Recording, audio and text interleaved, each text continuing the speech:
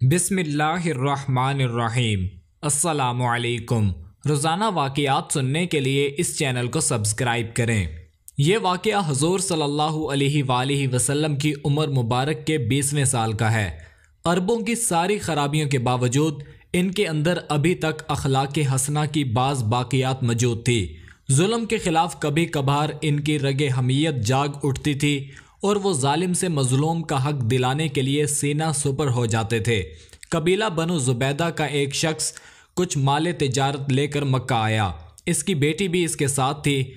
इस ताजर से इसका सामान मक्का के मशहूर और मालदार सरदार आस बिन वाइल ने ख़रीद लिया, लेकिन इसने सीना जोरी करते हुए इस जुबैदी ताजर की बेटी को भी अपने कब्ज़े में ले लिया।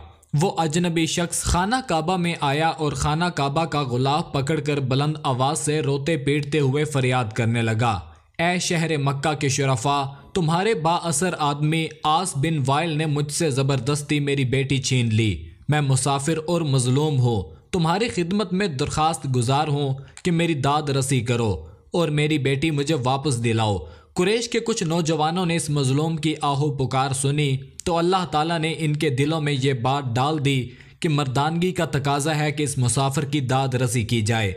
अल्लाह ताला ने अपने घर के अंदर एक मजलूम की दाद रसी को शर्फ़ कबूलियत बख्शते हुए इन लोगों के दिल खैर की जानिब आमादा कर दिए। ये कितने लोग थे, इस पर कोई मुस्तनद हवाला हमारी नज़र से नहीं गुजरा। अलबत्ता गुमान गालिब ये है कि ये लोग दर्जन भर के लगभग होंगे।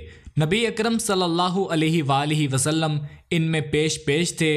ये सब लोग इस जुबैदी को अपने साथ लेकर आस बिन वाइल के दरवाजे पर पहुँचे। उसे बाहर बुलाया गया और सब ने यक ज़बान कहा कि इस मजलूम पर तुमने क्यों जुल्म ढाया है। इस जालिम ने कहा, मैंने कोई जुल्म नहीं किया, वो लड़की कनीज़ है। जब माल का सौदा किया था तो ये लड़की भी मैंने इस शख्स से ख़रीद ली थी। आस बिन वाइल का जवाब सुनकर वफद के लोगों ने जुबैदी से वजाहत मांगी तो इसने कहा, खाना काबा की अजमत व तकद्दुस की कसम, मैंने अपनी लड़की बेची नहीं है और ना ही वो कनीज़ है, वो मेरी बेटी है। और इस शख्स ने अपनी कुव्वत के बलबोते पर ज़बरदस्ती उसे अगवा करके अपने घर में डाल लिया है।